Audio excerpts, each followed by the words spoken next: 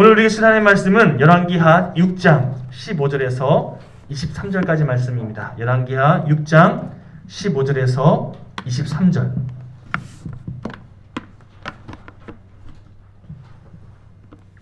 우리 한 절씩 교독하시고 마지막 23절은 함께 합독하겠습니다. 열왕기하 6장 15절에서 23절. 15절입니다. 하나님의 사람에 수종드는 자가 일찍이 일어나서 나가보니 군사와 말과 병거가 성을 에워쌌는지라. 그 사원이 엘리사에게 고하되 내 주여 우리가 어찌하리이까. 16절. 대답하되 두려워하지 말라. 우리와 함께한 자가 저와 함께한 자보다 많으니라 하고 기도하여 가로되 여호와여 원컨대 저의 눈을 열어서 보게 하옵소서 하니 여호와께서 그 사원의 눈을 여심해 저가 보니 불말과 불병거가 산에 가득하여 엘리사를 둘렀더라. 아람 사람이 엘리사에게 내려오매 엘리사가 여호와께 기도하여 가로되 원컨대 저 무리의 눈을 어둡게 하옵소서 하매 엘리사의 말대로 그 눈을 어둡게 하신지라. 엘리사가 저희에게 이르되 이는 그 길이 아니요 이는 그 성도 아니니 나를 따라오라. 내가 너희를 인도하여 너희의 찾는 사람에게로 나아가리라 하고 저희를 인도하여 사마리아에 이르니라. 엘리사가 가로되 여호와여 이 무리의 눈을 열어서 보게 하옵소서 하니 여호와께서 저희의 눈을 여심해 저희가 보니 자기가 사마리아 가운데 있더라. 이스라엘 왕이 저희를 보고 엘리사에게 이르되 내 아버지여 치리이까 내가 치리이까. 대답하되 치지 마소서. 칼과 활로 사로잡은 자인들 어찌 치리이까. 떡과 물을 그 앞에 두어 먹고 마시게 하고 그 주인에게로 돌려 보내소서. 23절입니다. 왕이 위하여 식물을 많이 베풀고 저희가 먹고 마심에 놓아 보내니 저희가 그 주인에게로 돌아가니라. 이로부터 아람 군사의 부대가 다시는 아니라. 아멘. 할렐루야. 잠깐 어떤 개념을 좀 설명해 드리고 말씀을 진행하겠습니다. 이 땅을 창조하신 하나님, 만약에 도형으로 표현해보자 하면요, 뭐 각이 있고 그래서 모가 난, 다시 말해서 누군가를 찌르는 그런 모양이 아니라 모든 것을 포용할 수 있는 둥글둥글한 원과 같은 모양이 아닐까라는 생각이 듭니다. 이런 모양, 그렇죠? 안 아프잖아요. 다 품어줄 수 있는, 다 받아줄 수 있는 그런 원과 같은 모양. 이 원처럼 둥글둥글하고 넉넉한 마음으로 이 세상을 품고 계시는 하나님의 마음. 이 개념으로 하나님께서 우리에게 명하신 너희는 나와 같이 거룩하라 라는 말을 좀 설명해 보면요, 하나님만큼 그렇게 큰 원을 갖춰라 이게 아니에요. 하나님은 너무 크시잖아요. 우리가 감당할 수 없는 크기가 있잖아요. 우리는 예를 들어서 정말 점과 같은 정도의 크기밖에 안 되지만, 그러나 이 원의 모습을 갖추기만 하면, 형태와 이 원이 하나님께서 허락하시는 그 원의 모양을 우리가 정말 너무나 미약한 작은 크기라 할지라도 갖추려고 애쓰기만 하면 하나님께서 너희는 나와 같이 거룩하라 말씀하시는 이 말씀을 이루어가는 삶의 과정이 된다는 거죠. 이해되십니까? 중요한 것은 이게 우리의 의지와 노력으로 결코 감당할 수 없다는 거예요. 우리의 생각으로 이 많은 사람들을 품어줄 수 있는, 찌르지 않고 정말 그렇게 감당할 수 있는 그런 원을 갖추기가 참 쉽지 않잖아요. 그래서 매 순간 죄로 인해 상실한 우리의 심령, 나만 생각하는, 나만 고집하는 그런 우리의 죄된 자아를 십자가에 못 박는 과정. 그래서 주님의 마음으로 치우는 그런 매 순간에 믿음의 선택이 있어야 한다는 겁니다. 나는 할 수 없지만 주님께서 우리 마음을 그렇게 인도하시고 이끌어 주실 것이기에. 비록 크기와 분량은 하나님과 그 하나님의 그 크기와 비교할 수 없을지라도 다만 모양만큼은 하나님과 같이 이 원의 모양을 갖추려고 할 때 하나님께서는 그런 우리의 모습을 기뻐하신다는 겁니다. 여러분, 상대방을 쿡쿡 찌르는 그런 모난 그런 부분들, 어디로 튈지 몰라서 울퉁불퉁한 그런 성격, 너무나 예민한 그런 성품, 이런 모양새를 잘 이렇게 가다듬어 갖추어가는 어린아이들이 즐겨 부르는 찬양 가운데 저희 둘째 딸이 예전에 자주 불렀던 찬양이에요. 둥글둥글 둥글둥글 평화롭게 살아가요. 이 찬양의 가사를 이루어가는 삶, 이렇게 하나님의 마음을 닮아가는 우리들이 되어서 다른 사람들이 그 모난 부분을 그렇게 오히려 품어줄 수 있는, 같이 하나님 뜻 안에서 하나님의 도구가 되어서 같이 다듬어 갈 수 있는 그런 둥근 모양의 성품으로 살아갈 때 하나님께서는요, 그런 우리의 모습을 예수 그리스도의 분량으로 그렇게 담아지는 인생이다라고 말씀하신다는 겁니다.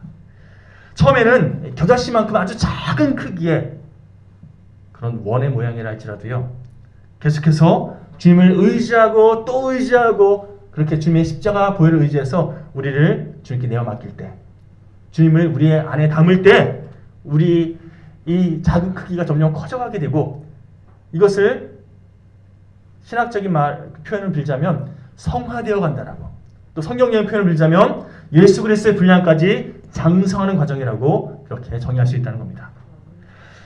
여러분, 오늘 이 원의 이미지를 활용해서 하나님의 뜻을 함께 살펴보는 시간 갖기 원하는데요. 자, 하나님께서 창조하신 이 세상의 모든 것들은 크게 두 가지로 구분할 수 있습니다. 하나님 나라에 속한 것과 또 세상에 속한 것으로. 이것을 다른 개념으로 또 얘기하면요, 보이는 것과 보이지 않는 것으로 이렇게 정의할 수 있다는 겁니다. 여러분, 보이는 것, 다시 말해서 세상에 속한 것은요, 혹은 땅에 속한 것은요, 이것을 우리의 육신의 눈으로만 볼 수 있습니다. 우리가 우리 육신의 눈을 통해서 내가 보이는 것, 내가 보고 싶은 것을 보는 그런 삶을 살아가면요, 이 세상에 속한 그런 인생으로 살아갈 수밖에 없다는 거죠. 반면 보이지 않는 것, 다시 말해서 하나님 나라에 속한 것을 볼 줄 아는 인생 될 때, 영의 눈을 들어서 바라보는 인생 될 때, 여러분, 육의 눈으로 바라보는 인생과 영의 눈으로 바라보는 인생은요, 똑같은 것을 바라봐도 전혀 다른 선택을 하게 되어 있다는 거죠. 이 땅을 살아가는 모든 인생은요, 하나님 뜻에 의해서 이 땅에 보내짐을 받은 인생입니다. 자, 이렇게요. 넘겨주십시오. 하나님 나라에 속한 인생이었는데 하나님께서 육신을 입고 이 땅 가운데 보내셨습니다. 그렇죠? 넘겨주십시오. 이렇게. 다시 하나님 나라에 돌아갈 때는요, 우리가 육신을 벗고 하나님께 돌아가게 되어 있습니다. 그렇죠? 이게 세상의 이치예요.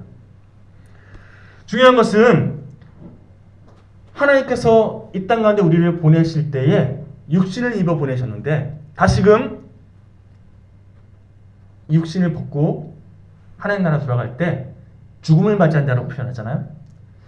때로는 상종 아니면 끔찍한 살인자 혹은 천인묵노할 그런 범죄자들, 이런 사람들이 죽음을 맞이하면 죄송합니다, 잘 뒤졌다 이렇게 표현하기도 하는데, 대부분은 임종을 맞이했다, 소천했다, 하나님 나라 돌아갔다는 거죠. 혹은 돌아가셨다라고 표현합니다.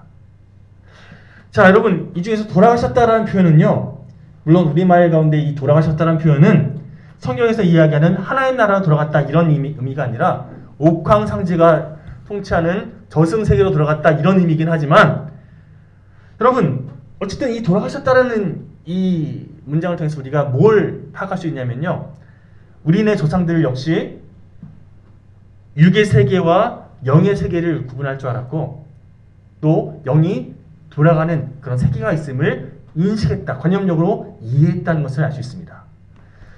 여러분, 그렇습니다. 우리의 영은요, 다시 돌아갈 곳이 있습니다. 하나님께서 우리의 영을 다시금 돌아가게끔 인도하신다는 겁니다. 우리 영이 돌아갈 곳이 있는데 그 영원한 곳을 사모하지 않고 잠깐 거쳐가는 이 땅의 것을 사모하며 살아가면요, 여행 가보셨죠? 아무리 그것이 좋아도 돌아갈 곳, 우리 집이 있잖아요. 여기가 좋사오니 하면서 거기서 마냥 세월 보내면 어떻게 됩니까?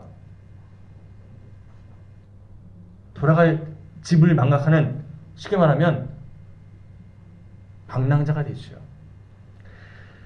이 세상의 모든 것들은 이런 특징이 있습니다. 넘겨주십시오.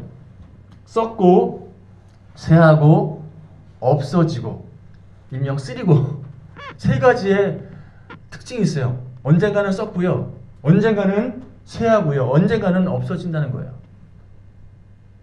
여러분, 그동안 이 썩고 쇠하고 없어질 것을 사모하면서 이것을 나의 만족을 위해서 그렇게 부여잡고 더 많이 누리려고 그런 애쓰는 인생을 살아갔다면요.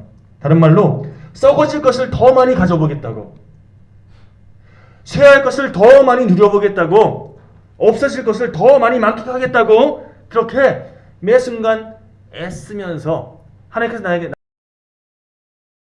못하고 하나님께서 나에게 허락하신 사명을 감당하지 않고 내가 좋은 것, 내가 원하는 것만 그렇게 부여잡고 목표하고 살아갔다면요. 그저 나만, 내 가족만, 내가 좋아하는 사람만 챙기며 살았다면 여러분, 그런 인생을 하나님께서는요, 거룩한 하나님의 백성에서 멀어진 인생이라고 바라보신다는 겁니다. 여러분, 구원받은 백성답게 하나님께 속한 자녀답게 그렇게 하나님께서 원하시는 그 방향을 향해 또 하나님께서 우리를 통해 이루고자 하시는 그 일들을 믿음으로 감당해내는 저와 여러분 모두가 되시길 간절히 축원합니다. 우리 2022년도는 그 일을 위해서 매 순간 하나님을 바라보면서 하나님께서 허락하신 그 상황과 환경, 그 만남 가운데 하나님의 뜻을 이루어가기를 선택하는 우리 모두가 되기를 다시 한번 주님의 이름으로 축원합니다. 여러분, 사도 베드로는 우리 삶을 이끌어서 돌아갈 본향이 있는 나그네와 같은 인생이라고 말씀했습니다. 여기가 우리가 평생 머물 곳이 아니라 언젠간 돌아갈 본향이 있는 나그네와 같은 인생이라는 거죠. 유한한 이 땅의 것에 목매달고 이 땅의 것을 그렇게 더 많이 누리겠다고 애쓰는 그 집착을 끊어 하나님의 뜻에 합하는 인생, 하나님께서 나에게 무엇을 원하시는지 그것을 깨닫고 믿음으로 선택하며 살아가는 그런 우리가 되기를, 나를 위해 살아왔던 그런 발걸음을 돌이켜서 이 땅 가운데 나를 보내신 하나님의 뜻을 분별하면서 진리의 길을 걸어가는 우리 모두가 되시기를 다시 한번 축원합니다. 여러분, 행여라도 지금 이 내 생각, 내 마음 가운데 이게 뭐지? 아우 싫은데 이런 마음이 확 든다 할지라도요, 그 상황과 환경을 나에게 허락하신 하나님의 뜻이 나에게 무엇을 원하시는지 분별할 때 우리의 선택은 달라지게 되어 있습니다. 언제까지 나를 위한 선택을 하는 인생이 아니라 하나님께서 기뻐하시는 선택을 더 많이 우리 삶 가운데 이루어가는 그런 우리가 될 때 하나님의 마음을 시원케 하는 그런 교회요 인생이 될 줄 믿습니다. 자, 가만 보면 세상을 살아가는 수많은 사람들은요, 얼마만큼 소유하고 있느냐, 얼마만큼 가졌느냐, 이것을 가지고 다른 사람과 나의 가치를 평가합니다. 그래서 예를 들어 얼마짜리 옷을 입었냐, 얼마나 비싼 집, 얼마나 비싼 차를 타고 다니냐, 얼마나 많이 가졌냐, 이걸 가지고, 혹은 얼마나 많이 배웠냐, 얼마나 높은 자리에 올라갔느냐, 이걸 가지고 그 사람의 가치를 매기더라는 거예요.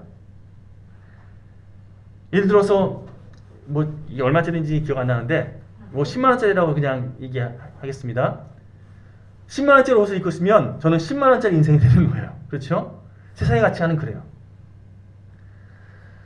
그러나 하나님께서는요, 10만 원짜리, 100만 원짜리, 1000만 원짜리 인생으로 우리를 평가하지 않으시고 우리가 얼마나 가지고 있느냐, 얼마나 많은 학식을 갖춰놓느냐, 얼마나 높은 자리에 있느냐, 이걸 기준 삼아서 우리를 평가하지 않으시고 주님의 핏값으로 사신 예수님 자리로 우리 모두를 바라보고 계신다는 겁니다.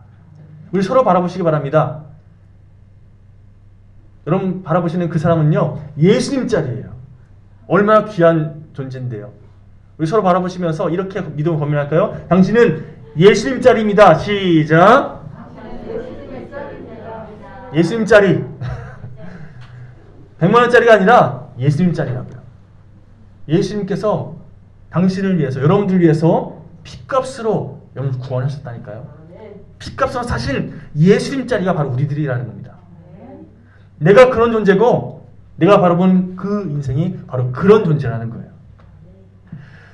제가 언젠가 말씀드렸던 것처럼 조각품이 있습니다. 이런 조각품이 있어요. 이 조각품을 바라보면서 아유 이게 뭐야 막 이렇게 평가하고요. 비난하고 아니, 나 발로도 이거 만들겠다 막 그렇게 평가절하하면 여러분 그냥 그 조각품을 모욕하는 것이 아니라 사실은 그 조각품을 만든 조각가를 모욕하는 거랑 똑같잖아요. 그것을 조각품 만든 조각가가 듣고 있으면 얼마나 마음이 아픕니까? 그렇죠? 자기가 모욕당하는 거가 똑같은 거잖아요. 하나님 앞에서 하나님께서 지으신 어떤 인간에 대해서 어떤 사람에 대해서 모욕한다면 평가절하한다면 비난한다면 하나님은 어느 곳에나 무소부지하신 분이시잖아요. 늘 들으시고 함께 하시는 분이시잖아요. 그 이야기를 들으시고 나는 그 사람을 평가했지만 그 사람을 비난했지만 누굴 비난하게 되는 거죠? 그걸 들으신 그 사람을 만드신 그 사람의 주관자 되시는 하나님을 평가하게 되잖아요. 여러분 매 순간 내가 기준되어서 누군가를 평가하고 판단하는 그런 말을 내 입술에서 더 많이 내뱉을 때가 많은데 여러분 이렇게 기도하십시오. 주님 제 입술에 성령의 책을 좀 물려주시고 제 입술 가운데 성령의 파수꾼을 좀 세워주셔서 언제나 하나님을 내가 평가절하는 인생 되지 않을 수 있도록 오히려 내 입술을 통해서 더 많은 영혼을 회복시키고자 하시는 하나님 뜻을 간구하고 기도할 때 하나님께서 우리의 삶을 통해 이루실 줄 믿습니다. 자, 지금 말씀드린 내용 기본 삼아서 결국 하나님께서 모든 것의 주관자이시고 그 모든 것을 통치하신 분이심을 우리 함께 깨달았잖아요. 이걸 기반 삼아서 오늘 본문 말씀을 좀 살펴보고자 합니다. 말씀의 배경 지식부터 살펴볼 텐데요. 이스라엘의 주변국 가운데 아람이라는 그런 나라가 있었습니다. 이 당시에 아주 강대국이었는데 요즘 혹시 뉴스에서 외신 뉴스 듣다가 시리아라는 나라의 이야기 가끔 듣잖아요. 이 시리아가 이 아람의 전신이에요. 아람의 전신이 시리아라는 나라의 전신이 바로 아람이에요. 아람이 나중에 시리아가 된 거예요. 여러분 지금은 이 시리아의 국력이 참 약해져 있지만 그래서 내전도 참 많고 참 문제가 많은 나라도 있지만 이 당시 오늘 본문의 배경이 되는 이 당시만 해도요 엘리야 선지자가 활동하는 이 당시만 해도요 참 강대국 중에 강대국이었다는 거예요. 반면에 이스라엘 백성들은 참 많이 쇠락해져서 주변 강대국에 많이 어려움 당하는 그런 약소국의 형태에 있었던 이 시기. 그래서 아람 군대가 틈틈이 이스라엘을 집어삼키기 위해서 호시탐탐 기회를 노리고 있는 그런 상황이었다는 거죠. 오늘 말씀의 배경이 그래요. 근데 이상하게도 아람 군대가 이스라엘 백성들을 그렇게 침공하기 위해서 군대를 이끌고 쳐들어올 때마다 희한하게도 이스라엘 군대가 그 상황을 다 알고 미리 준비하고 있는 거예요. 한 번도 아니고 계속 그런 일이 반복되니까 아람 왕이 의아하고 뭔가 좀 이상하잖아요. 그래서 신하들을 불러 모아놓고 야 너희들 가운데 이스라엘 첩자가 있는 것 같다. 왜? 누가 그랬는지 좀 밝혀내자 하면서 회의를 그렇게 진행합니다. 우리 열왕기하 6장 11절에서 12절 말씀 좀 찾아볼까요? 자 시작. 이러므로 아람 왕의 마음이 불안하여 그 신복들을 불러 이르되 우리 중에 누가 이스라엘 왕과 내통하는 것을 내게 말하지 아니하느냐 하니 그 신복 중에 한 사람이 이르되 우리 주 왕이여 아니로소이다. 오직 이스라엘 선지자 엘리사가 왕이 침시해서 하신 말씀을 이스라엘 왕에게 고하나이다 하는지라. 아람 왕이 우리 가운데 내통자가 있다. 그러니까 그 사람이 다 우리의 전략을 우리 전술을 다 알려주는 거 아니냐 막 얘기하니까 신하들 가운데 한 사람이 아닙니다. 우리의 가운데 내통자가 있는 게 아니라 첩자가 우리 가운데 있는 게 아니라 이스라엘 가운데 엘리사라는 선지자가 있는데 지금 왕이 얘기하는 모든 내용들 우리가 계획한 모든 것들 하나님께서 주신 지혜로 이스라엘 왕에게 다 알려주고 있는 상황입니다. 결국 엘리사가 문제입니다. 이런 얘기하고 있는 거예요. 그러면 아람 왕이 이렇게 명합니다. 그러면 엘리사를 잡아 엘리사를 제거하면 되겠구나. 엘리사 어딘지 좀 알아봐라 해서 엘리사를 잡기 위해서 엘리사가 머물고 있는 도단이라는 성읍으로 군사를 보냈다는 거죠. 자, 계속해서 본문 15절입니다. 우리 한 목소리로 15절 시작. 하나님의 사람의 사환이 일찍이 일어나서 나가보니 군사와 말과 병거가 성읍을 에워쌌는지라. 그의 사환이 엘리사에게 말하되 내 주여 우리가 어찌하리이까 하니. 아람 왕의 명대로 이제 아람의 군대가 누굴 잡기 위해서? 엘리사를 잡기 위해서 엘리사만 제거하면 자기들의 여러 가지 그런 공격하는 부분들이 잘 이루어지. 수많은 군대를 그렇게 동원해서 도단을 둘러쌌다는 거예요. 아침에 일어나 보니까 엘리사의 사환이 성이 아람 군대에게 포위되어 있는 걸 보고 어떻게 될지 두려워서 당장 엘리사에게 달려가서 어떡합니까? 큰일 났습니다 하고 얘기하더라는 거죠. 내 주여 우리가 어찌하리까? 두려움 또 절망감의 표현이 담겨있지요. 이제는 꼼짝없이 죽게 됐다고, 큰일 났다고 이렇게 엘리사에게 다가가서 고했다는 거죠. 자, 이쯤에서 잠시 독일 사람들에게 전해져 오는 우화 하나를 좀 소개할까 합니다. 어느 날 임금님이 신하 둘을 착출해서 그 신하들에게 각각 다른 명령을 내렸다는 거예요. 한 신하에게는 이 나라에 잡초가 몇 종류가 있는지 다 수집해와라. 잡초를 좀 파악하라고 명령을 내렸고, 또 다른 신하에게는 우리나라에 꽃이 몇 종류가 있는지 꽃을 좀 그 종류를 파악해라. 이 두 가지 명령을 각각 내린 거예요. 1년 뒤에 두 신하가 돌아와서 왕에게 보고합니다. 먼저 잡초를 수집한 신하가 이렇게 보고합니다. 임금님, 이렇게 많은지 몰랐습니다. 우리나라는 온통 잡초로 덮여 있었습니다. 잡초 투성이라는 거죠. 잡초가 참 많이 있더라는 거예요. 반면에 꽃에 대해서 파악하고 돌아온 신하는 이렇게 보고합니다. 임금님, 우리나라에 꽃이 이렇게 많은지 몰랐습니다. 우리나라는 온통 꽃으로 덮여 있습니다. 같은 나라를 두 사람이 다른 관점으로 바라보니까 어떤 사람은 잡초로 덮여 있다고, 어떤 사람은 꽃으로 덮여 있다고. 누가 맞는 걸까요? 둘 다 맞는 거죠. 뭘 더 많이 맞느냐에 따라서 뭘 더 크게 인식하느냐, 이게 달라지게 돼 있다는 거죠. 잡초만 보고 다니면 잡초만 더 많이 보고요. 꽃만 보고 다니면 꽃만 눈에 띄게 마련하는 거죠. 한마디로 무엇에 관심을 두느냐, 무엇을 보려고 하느냐, 무엇에 관심이 있느냐에 따라서 똑같은 것을 보고도 전혀 다른 것을 더 크게 보게 되더라는 것이 오늘 지금 소개해드린 그런 우화의 내용 아니겠습니까? 저도 그런 경험이 있습니다. 저의 아내가 임신해서 아이를 출산하기 전에, 그전에는요 우리나라에 그렇게 임산부가 많은지 몰랐어요. 제 아내가 임신해가지고 이렇게 다니니까 그 당시만 해도요 우리나라의 출산율이 떨어지고 있다, 그런 기사가 많이 나오던 시기거든요. 그런데 길거리 돌아다니면 온통 임산부만 보여요. 임산부가 그렇게 많은지 몰랐어요. 또 다른 경험이 있습니다. 종영이가 아마 그런 경험을 했을 텐데, 제가 군대에 있을 때, 군 장병일 때 휴가 나오면요, 그전에는 길거리에서 군인 제가 눈에도 하나도 못 봤거든요. 휴가만 나오면 온통 길거리 돌아다니는 군인만 보여요. 오, 군인들이 이렇게 많은지. 그렇지? 진짜 많이 돌아다니더라고요. 그러고 나서 다시 이제 제대하고 길거리 돌아다니니까 그 군인들 다 왜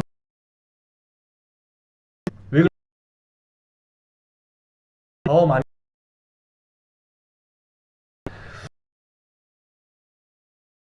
사환의 눈에 아람의 군대의 그 대군이 막 보였습니다. 반면 엘리사의 눈에는요 똑같은 장면을 보면서 무엇이 보였다고요? 아람의 군대가 아니라 하나님의 군대가 보였다는 거예요. 두려워 떨고 있는, 이제 어떡하면 좋습니까? 우리 죽었습니다. 막 떨고 있는 사환을 향해서 엘리사가 뭐라고 대답하는지 우리 16절을 함께 읽어볼까요? 시작. 두려워하지 말라. 우리와 함께한 자가 그들과 함께한 자보다 많으니라. 자, 계속해서 17절 우리 한 목소리 다시 한번 봉독해 보겠습니다. 시작. 기도하여 이르되 여호와여 원하건대 그의 눈을 열어서 보게 하옵소서 하니 여호와께서 그 청년의 눈을 여심해 그가 보니 불말과 불병거가 산에 가득하여 엘리사를 둘렀더라. 똑같은 장면 보고도 엘리사의 사환은 게하시라고 나중에 소개되는데요. 게하시라는 사람은 어떡합니까? 아람 군대가 저렇게 많이 우리 잡기 위해 왔습니다. 아람 군대만 보였는데 똑같은 장면 보면서 엘리사는 하나님의 군대를 봤다는 거죠. 더 많은 군대를. 그리고 하나님께 간구해서 내가 보는 이것을 이 게하시, 이 사원도 볼 수 있도록 해주십시오 기도했더니 그제서야 게하시가 보게 되었더라. 이 내용이에요. 이후에 계속해서 보시면 하나님께서 엘리사가 기도한 내용대로 아람 군대를 물리쳐 주시는 그런 장면들을 소개하고 있는데요. 간단하게 요약해 보자면 이제 사환 게하시가 엘리사가 기도해서 이제 영의 눈을 떠서 하나님의 군대를 보게 되었던 것과 정반대로 오히려 그렇죠? 앞에 아예 못 보게 했다가 아니라 하나님께서 눈을 가리워서 잘 분별하지 못하게 그렇게 만드신 이후에 엘리사의 인도로 적진 한가운데, 다시 말해서 사마리아 성으로 그냥 졸리졸 쫓아가게 돼요. 엘리사가 다시 기도해서 하나님 이제 이들의 눈을 띄워주십시오 하니까 그들의 눈을 딱 떠서 다시 분배해보니까 자기들이 어디 와 있어요? 적진 한가운데 지금 들어와 있어요. 포위되어 있어요. 다 죽게 생겼어요. 그때 이스라엘 왕이 엘리사에게 묻습니다. 이 적들, 이 아람 군대들 우리가 어떻게 할까요? 죽일까요? 그 말에 엘리사가 대답합니다. 그러지 마십시오. 그들을 살려서 돌려보냅시다 라고 이야기하는 내용이 오늘 내용이에요. 자, 무엇이 큰 승리일까요? 엘리사가 아람 군대를 죽이는 것이 하나님 뜻이 아님을 깨닫고 그들을 살려 돌려보냅시다라고 하나님께서 말씀 주신 마음대로 그렇게 이스라엘 왕에게 이야기했는데요. 쳐들어온 적들을 다 전멸시키는 것, 우리는 그것을 큰 승리라고 생각합니다. 그러나 세상적인 시각으로는 그것이 대승일 수 있지만 긴 안목으로 봤을 때는요, 그런 승리는 결국 더 큰 악은의 굴레를 허락하기 마련입니다. 예를 들어서 아람 군대가 쳐들어온 아람 군사들이 다 전멸했어요. 그러면 이 아람 군대의 가족들, 특히 자녀들은요, 우리 아빠의 원수 하면서 복수의 칼날을 이제 갈 거 아니겠습니까? 결국 자기의 가족들의 원수를 갚기 위해서 또 다른 전쟁이 일어나게 되겠죠. 예전에 우리 복수하면서 코미디 프로마다 계속해서 우리 아버지의 원수를 갚기 뭐 이런 계속 되풀이되는 그런 코미디 본 적 있지 않습니까? 여러분, 지금 내가 싸워 이기는 게 중요한 게 아니라는 거예요. 이것을 통해서 또 다른 복수가, 또 다른 악연이, 또 다른 부정적인 굴레가 계속해서 이어지게 되는 거죠. 아니겠습니까? 하나님은요, 아람 군대에게 은혜를 베푸셨어요. 그리고 하나님이 어떤 분이신지 그들이 깨닫게 했습니다. 하나님 나라가 어떤 나라인지 그들을 하여금 깨닫게 하신, 이것이 진정한 큰 승리 아니겠습니까? 악연을 끊어버리셨다는 거예요. 그리고 그 다음 구절에 아람 군대에 더 이상 한동안 쳐들어오지 않았더라, 이런 구절 써 있는 거 마지막 보셨지요? 역사적으로는 그 이후에도 아람 군대가 쳐들어오긴 합니다. 그런데 하나님께서 베푸신 은혜로 말미암아 한동안은 그 은혜를 그들이 붙잡고 하나님 역사하시는 이스라엘 백성들을 쳐들어오는 이 일들을 이제 멈추는 그런 과정들이 이어졌다는 거죠. 여러분, 하나님의 백성으로서 우리가 추구해야 할 영적 전쟁은요, 소위 다 멸하는, 내 마음에 안 들고 나를 힘들게 하는 사람들 다 그렇게 무찌르는, 내가 이겨서 그들을 밟고 일어서는 그런 과정이 아니라 상대방을 해치는 방향이 아니라 오히려 생명을 살리는 방향을 향해 나가는 것. 이것이 하나님께서 우리에게 원하시는 진정한 승리인 줄 믿습니다. 하나님의 말씀을 전할 뿐만 아니라 하나님께서 누구신지 어떤 분이신지를 밝히 보여준 오늘 엘리사처럼 매 순간 여러분 삶의 자리에서 영적 전쟁을 치르실 텐데 때로는 어떤 사람과의 만남 가운데 그렇게 치를 수도 있고요. 어떤 상황 속에서 그 영적 전쟁을 감당하게 될 수 있습니다. 그럴 때마다 두려움으로, 갈등으로, 미움으로, 내 감정으로 반응하는 것이 아니라 하나님의 방법으로 승리할 줄 아는 저 여러분 모두가 되었으면 간절히 축원합니다. 그래야만 하나님의 영광이 드러납니다. 그런 우리의 모습을 보고 사람들이 하나님의 살아계심을 깨닫게 됩니다. 그래야 진정한 회복, 하나님께서 우리를 통해서 이루신다는 겁니다. 우리 마지막으로 로마서 12장 14절부터 21절까지 말씀을 찾아서 함께 봉독하고 말씀을 마치려고 합니다. 함께 좀 넘겨주시겠습니까? 우리 좀 길긴 하지만 한 목소리로 함께 합독하겠습니다. 시작! 너희를 핍박하는 자를 축복하라. 축복하고 저주하지 말라. 즐거워하는 자들로 함께 즐거워하고 우는 자들로 함께 울라. 서로 마음을 같이 하며 높은 데 마음을 두지 말고 도리어 낮은 데 처하며 스스로 지혜 있는 채 말라. 아무에게도 악으로 악을 갚지 말고 모든 사람 앞에서 선한 일을 너희로서는 모든 사람으로 더불어 평화하라. 내 사랑하는 자들아, 너희가 친히 원수를 갚지 말고 진노하심에 맡기라. 기록되었으되 원수 갚는 것이 내게 있으니 내가 갚으리라고 주께서 말씀하시니라. 내 원수가 줄이거든 먹이고 목마르거든 마시우라. 그리함으로 내가 숯불을 그 머리에 쌓아놓으리라. 악에게 지지 말고 선으로 악을 이기라. 이 하나님의 말씀 우리의 신비에 새기고 이 말씀을 이루어가는 저 여러분 모두가 되었으면 좋겠습니다. 분명한 사실은 제가 누누이 강조합니다. 이게 우리의 의지와 우리의 노력으로 되어지지 않는다는 거예요. 아무리 결심해도 아무리 마음먹어도 순간순간 우리를 휘어잡는 그 감정, 우리 마음에 찾아오는 그 분노, 미움, 이거 우리 스스로 컨트롤할 수 없는 때가 참 많이 있잖아요. 그렇기 때문에 이 시간 주님의 이름으로 간절히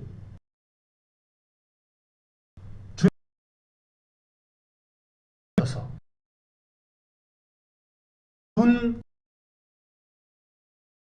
군대를 보았던 것 일하심을 볼 수 있도록 그래서 주님께서 나에게 무엇을 원하시는지